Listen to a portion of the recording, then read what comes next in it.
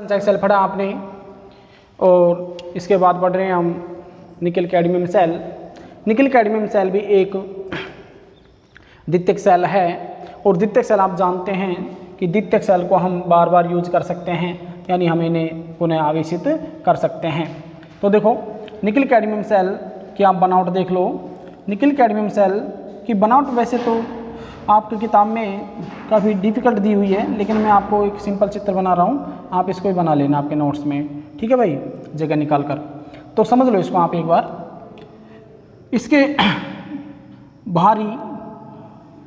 इसके भारी आवरण में, इसका जो भारी आवरण होता है वो कैडमियम को होता है। ये जो कैडमियम है ये कैथोड का, सॉरी ये कैडमियम एनोड कार्य करता है। किसे कार्य करता है? और एनोड कार्य करता है। ये किसे कार्य करता है भाई? एनोड कार्य करता है। इसके अंदर की जो परत होती है वो होती है निकल ऑक्साइड की। किसकी होती है भाई? ये निकल ऑक्साइड की होती है और ये करता है कैथोड का कार्य।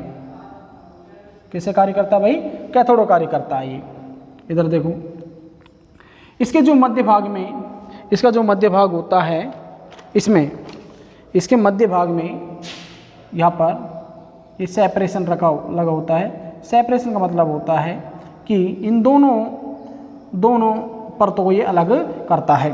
देखो अपने पास में, जैसे अपने पास में ये ऐसे, अपने पास में ऐसे ये बहुत सारे पेज हैं, बहुत सारे पेज। आपने पहला जो कवर लिया आपने कैडमियम के लिया, उसके बाद में आपने सेपरेशन ले लिया, यानी KOH से भीगा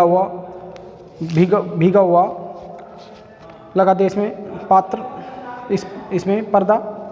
इसके बाद में ये जो अंदर की जो परत है वो निकल ऑक्साइड की है, यानी पहला कैडमियम, दूसरा सेपरेशन KOH का भीगा हुआ, उसके बाद में आपने निकल ऑक्साइड को ऐसे लेकर इसको आपने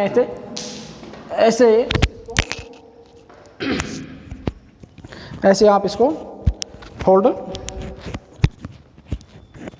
ऐसे इसको आप फोल्ड कर दो, ऐसे फोल्ड कर दो इसको आप। तो ये जो बनेगा ऐसे वो बन जाएगा निकल कैडमियम सेल। क्या बन जाएगा भाई? निकल कैडमियम सेल बन जाएगा ऐसे ही ये, ठीक है भाई। ये निकल कैडमियम सेल ऐसे बन जाएगा, यानी बाहरी जो आवरण है वो कैडमियम का, अंदर का जो इसके जो मध्य वाला आवरण है वो सेपरेशन यानी KOH का, KOH से भीगा हुआ, उसके बाद में निकल ऑक्साइड, ठीक है। अब देखो इसके बाहर ये जो निकल कैडमियम है ये सेल, ये कि खोल में बंद होता है, ये खोल में बंद होता है ऐसे, ये इसका बाहरी खोल, ये भी एक धातु का ही बना होता है, ये इसका बाहरी खोल, ठीक है भाई।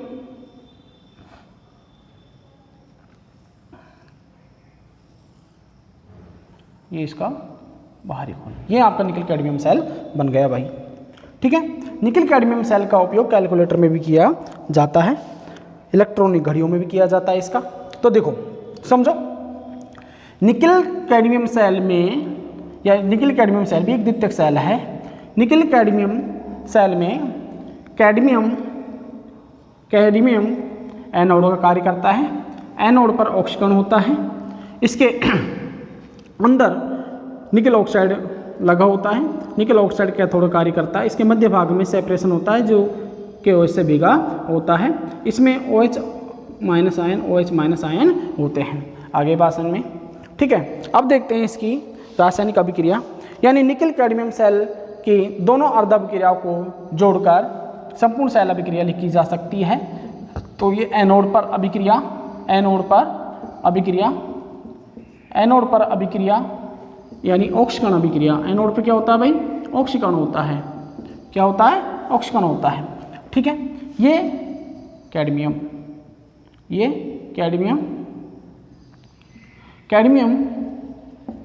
आयन बना लेता है, ये 2 इलेक्ट्रॉन बाहर। ये कैडमियम क्या हो जाएगा? ये ऑक्सीकृत हो जाएगा। क्या हो जाएगा भाई? ये ऑक्सीकृत हो जाएगा। ये कैडमियम ये OH से, ये कैडमियम OH से क्रिया कर बना लेगा कैडमियम हाइड्रोक्साइड। क्या बना लेगा भाई? कैडमियम हाइड्रोक्साइड बना लेगा। एक बार ध्यान दो, एनोड किसका कार्य कर रहा है? एनोड किसका है? कैडमियम का है, जो ऑक्सीकृत होता है। ठीक है, ये कैथोड, देखो कैथोड पर अभिक्रिया, कैथोड पर अभिक्रिया, ये अपचयन अभिक्रिया, अपचयन अभिक्रिया,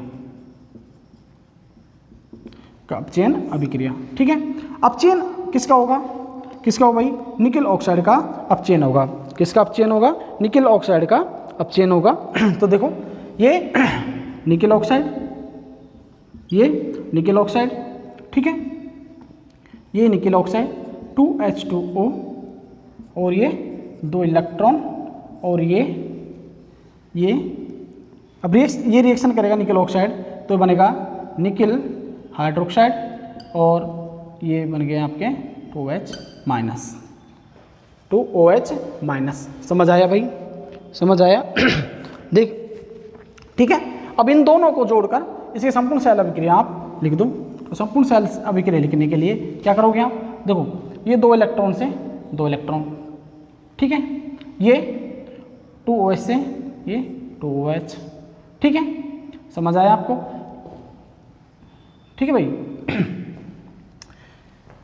इसको मैंने 2 स्टेप में लिख दिया, बाकी ये रिएक्शन एक ही स्टेप में हो जाती है। ये रिएक्शन ऐसे हो जाती है, कैडमियम प्लस 2OH माइनस, ऐसी रिएक्शन हो जाती है। ये कैडमियम हाइड्रोक्साइड और 2 इलेक्ट्रॉन बाहर, ये रिएक्शन ऐसे भी हो जाती है। ये समझ आया ना आपको? इसको मैंने दोनों रिएक्शन 2 स्टेप में कर दिया ये रिएक्शन, बाकी आप इसको एक स्टेप में भी लिख सकते हो। ठीक है, देखो तो क्या कैडमियम प्लस ये कैडमियम, ये निकेल ऑक्साइड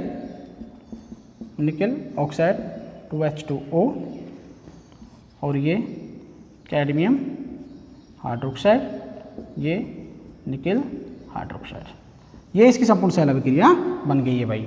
समझ आया? एक बार फिर से इसको रिपीट कर लो। निकेल कैडमियम सेल एक द्वितीयक सेल है, निकेल कैडमियम सेल एक द्वितीयक सेल है, निकेल कैडमियम सेल एक द्वितीयक सेल है। क्या भाई? एक द्वितीयक सेल है। इसमें कैडमियम एनोड या एनोड कैडमियम का बना होता है, कैथोड निकेल ऑक्साइड का बना होता है। इसके मध्य भाग में अपघट्य के रूप में KOH भरा होता है। समझ आया? कैडमियम पर ऑक्सीकरण होता है, और निकेल ऑक्साइड पर क्या होता है? अपचयन होता है। दोनों अर्ध अभिक्रियाओं को जोड़कर संपूर्ण सेल अभिक्रिया लिखी जा सकती है। ये जो आपके सामने है कैडमियम है, जो ये कैडमियम ऑक्सीकृत होगा और ये OH के साथ क्रिया कर कैडमियम हाइड्रोक्साइड बना लेगा। कैडमियम हाइड्रोक्साइड बन जाएगा यहाँ पर, और कैडमियम हाइड्रोक्साइड यहाँ पर देखो, इस यहाँ पर H2O और बनता है। ठीक है, ये जो निकेल ऑक्साइड है ये अपचयन करता है। अपचयन के लिए ये H2O और 2 इलेक्ट्रॉन से क्रिया कर क्या बना लेता है? निकेल हाइड्रोक्साइड बना लेता है। दोनों अभिक्रिया को जोड़कर संपूर्ण सेल अभिक्रिया लिखी जा सकती है। ये आपकी नेट सेल रिएक्शन, क्या है भाई? ये नेट सेल रिएक्शन है। समझ आया? उतार लो इसे, ये इसका स्क्रीनशॉट ले लो आप। इसकी थ्योरी आप अपने नोट्स में से पढ़ लेना, याद कर लेना। बाकी मैंने जो बोला है उसको आप अच्छी तरह से सुनोगे तो याद हो जाएगा। क्लियर भाई? समझ आया? इसके बाद हम पढ़ेंगे फ्यूल सेल। फ्यूल सेल वातावरण या पर्यावरण की दृष्टि से काफ़ी इम्पोर्टेंट है, महत्वपूर्ण है, क्योंकि ये प्रदूषण रहित है। फ्यूल सेल है वो प्रदूषण रहित है। फ्यूल सेल में आप पढ़ोगे hydrogen oxygen cell. Fuel cell में क्या पढ़ोगे? Hydrogen oxygen cell. ठीक है भाई, तो देखते हैं हाइड्रोजन ऑक्सीजन सेल क्या है। हाइड्रोजन ऑक्सीजन सेल क्या है? देखो लिखो, ईंधन सेल या फ्यूल सेल। भाई ऐसे सेल जो रासायनिक अभिक्रिया को विद्युत ऊर्जा में बदल देते हैं। भाई ऐसे सेल जो रासायनिक अभिक्रिया को विद्युत ऊर्जा में बदल देते हैं, विद्युत ऊर्जा में बदल देते हैं, क्या कहलाते हैं? ईंधन सेल कहलाते हैं। ईंधन सेल के रूप में आप पढ़ोगे यहाँ पर hydrogen oxygen cell, H2O2 cell. ठीक है भाई, ये H2O2 सेल, ये H2O2 सेल को सबसे पहले अंतरिक्ष यान में प्रयोग किया था, और सर्वप्रथम जो अंतरिक्ष यान में प्रयोग किया था वो था अपोलो अंतरिक्ष यान। अपोलो अंतरिक्ष यान में इस फ्यूल सेल का उपयोग किया था। इसका एक और महत्व है, क्योंकि इस सेल की रासायनिक अभिक्रिया के द्वारा जल बनता है। क्या बनता है भैया? जल बनता है। इस जल का उपयोग अंतरिक्ष यात्री पीने के लिए काम में लेते हैं, या पीने के लिए उपयोग में ले लेते हैं इसे। तो इसका एक महत्वपूर्ण काम ये भी है कि फ्यूल सेल की रासायनिक अभिक्रिया के द्वारा जल बनता है, जिसे पीने के लिए काम में ले लिया जाता है। तो देखो फ्यूल सेल में दो सरंध्र इलेक्ट्रोड होते हैं। फ्यूल सेल में दो सरंध्र इलेक्ट्रोड होते हैं। फ्यूल सेल में दो सरंध्र इलेक्ट्रोड होते हैं जो कार्बन के होते हैं। किसके होते हैं भाई? कार्बन के होते हैं। फ्यूल सेल में दो सरंध्र इलेक्ट्रोड होते हैं जो कार्बन के होते हैं।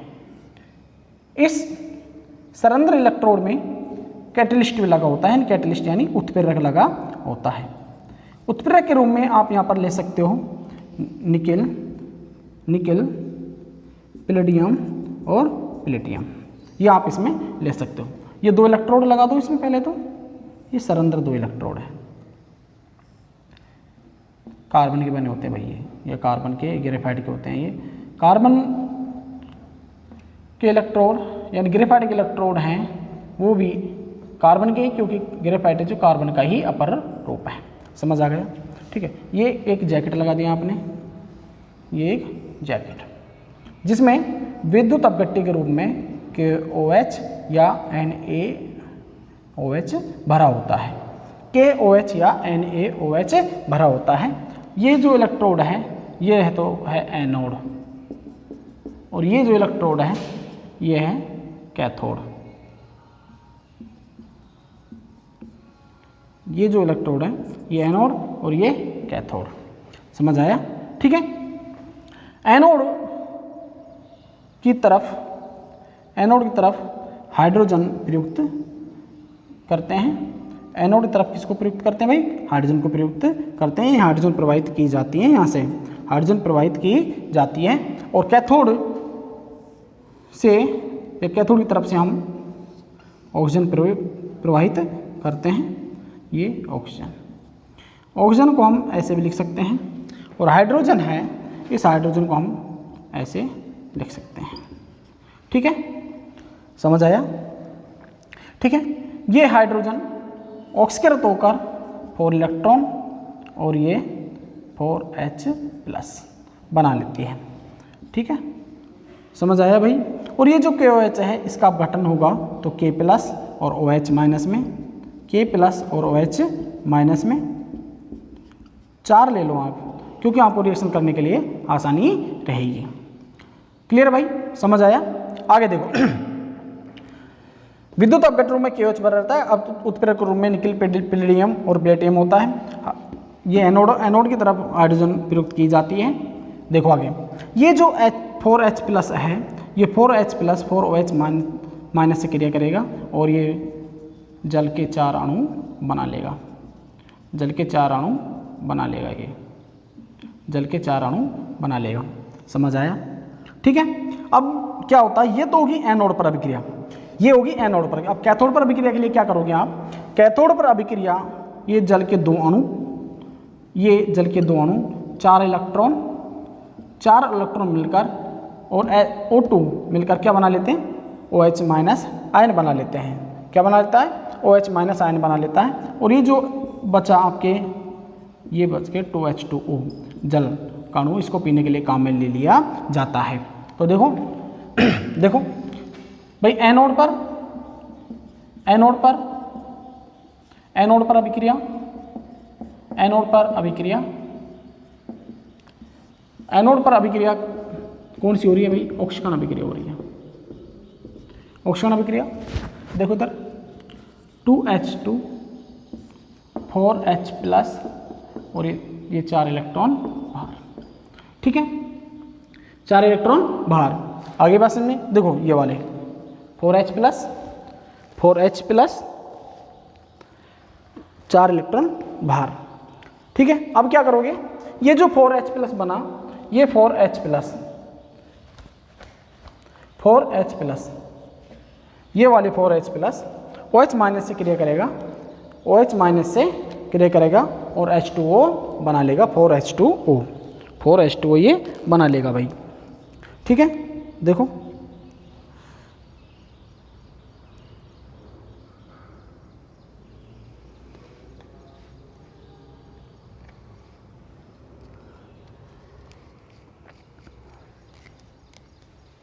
ये वाले 4H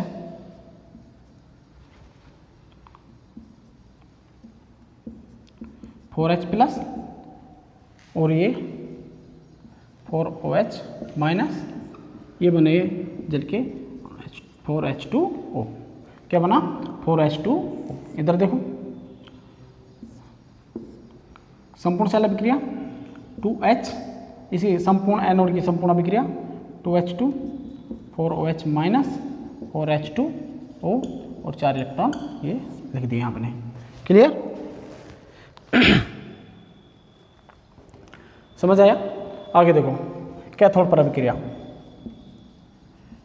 कैथोड पर अभिक्रिया, कैथोड पर अभिक्रिया कौन सी हो रही है भाई, अपचयन। देखो कैथोड पर अभिक्रिया के लिए ये O2 plus 2H2O plus 4 electron बना 4OH माइनस। अब लिखो इसकी संपूर्ण सेल अभिक्रिया, नेट सेल रिएक्शन,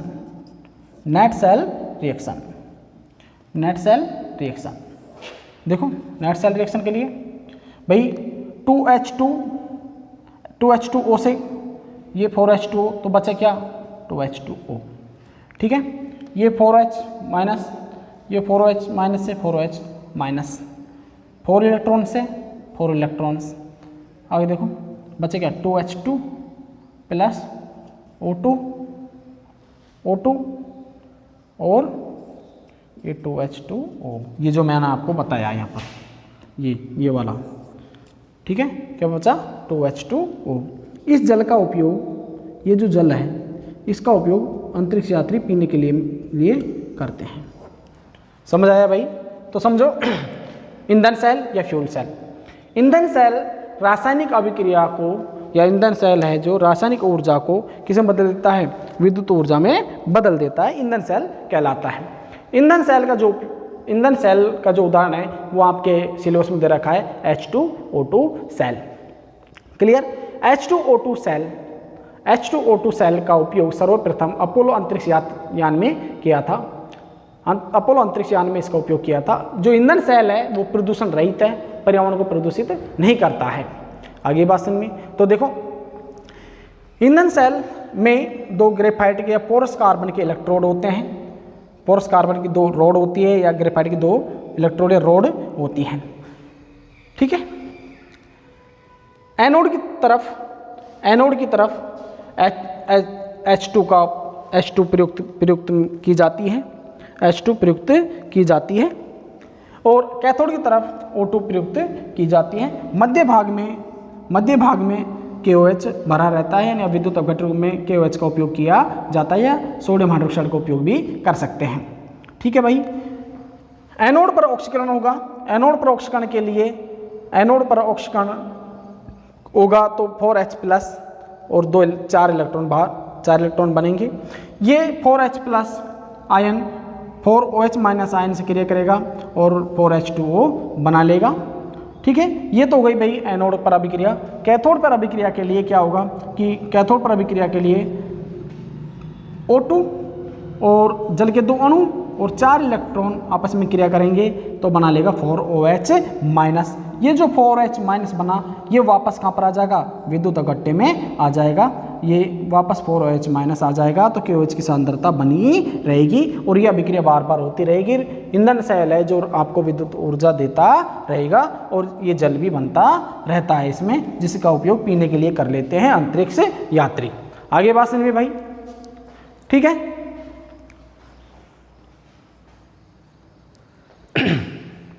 तो आपने पढ़ा इस वीडियो में निकल कैडमियम सेल और ये ईंधन सेल, आपने 2 सेल पढ़े हैं। ये सेल जो ईंधन सेल है वेरी मोस्ट इंपॉर्टेंट है, यहाँ से क्वेश्चन आ चुका है 2018 में। ईंधन सेल का उपयोग या H2O2 सेल का उपयोग कहाँ किया जाता है? तो H2O2 सेल का उपयोग किया जाता है अंतरिक्ष यान में। किस में किया जाता है भाई? अंतरिक्ष यान में किया जाता है। तो ईंधन सेल है, ईंधन सेल से जो आपका क्वेश्चन आएगा वो पहला जो क्वेश्चन आएगा, पहला क्वेश्चन आप नोट करो, पहला जो क्वेश्चन आएगा ईंधन सेल से वो आएगा ईंधन सेल में किस का प्रयोग किया जाता है? तो किसका प्रयोग किया जाता है ईंधन सेल में? ईंधन सेल में किया जाता है आपके H2 और O2 का। ये तो इसका आंसर होगा भाई, है ना, ध्यान रखना। अगला क्वेश्चन नोट करो, अगला क्वेश्चन है H2O2 सेल का नामांकित चित्र बनाइए। ये भी क्वेश्चन वेरी मोस्ट इंपॉर्टेंट है, ये क्वेश्चन वेरी मोस्ट इंपॉर्टेंट है, ये भी 1 नंबर का पूछ सकता है, ये भी 1 नंबर क्वेश्चन। ये क्वेश्चन आ चुका है एग्जाम में 2018 में, ध्यान रखना भाई। 2018 में कौन सा क्वेश्चन आता? ईंधन सेल में किसका प्रयोग किया जाता है, या ईंधन के रूप में किसका प्रयोग किया जाता है? ठीक है भाई। अगला क्वेश्चन आपका जो तीसरा क्वेश्चन है वो है H2O2 सेल की संपूर्ण रासायनिक अभिक्रिया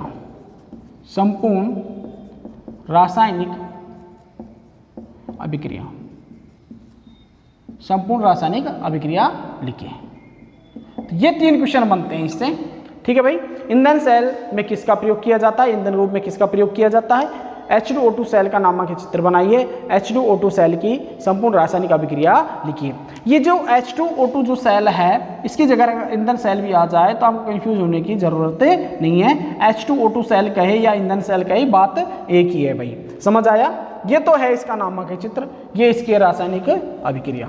और ये आपको पता ही है कि ईंधन सेल में ईंधन के रूप में किसका प्रयोग किया जाता है? H2 का और O2 का। देखो ये रहा, ये H2 रहा और ये O2 रहा।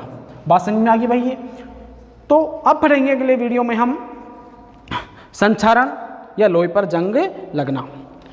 ये भी क्वेश्चन आ चुका है, 2019 में आया था कि लोहे पर जंग लगना एक रासायनिक अभिक्रिया है या लोहे पर जंग लगना एक ऑक्सीकरण अभिक्रिया है, समझाइए। क्वेश्चन क्या आया था कि लोहे पर जंग लगना एक ऑक्सीकरण अभिक्रिया है या लोहे पर जंग लगना एक रासायनिक अभिक्रिया है, समझाइए।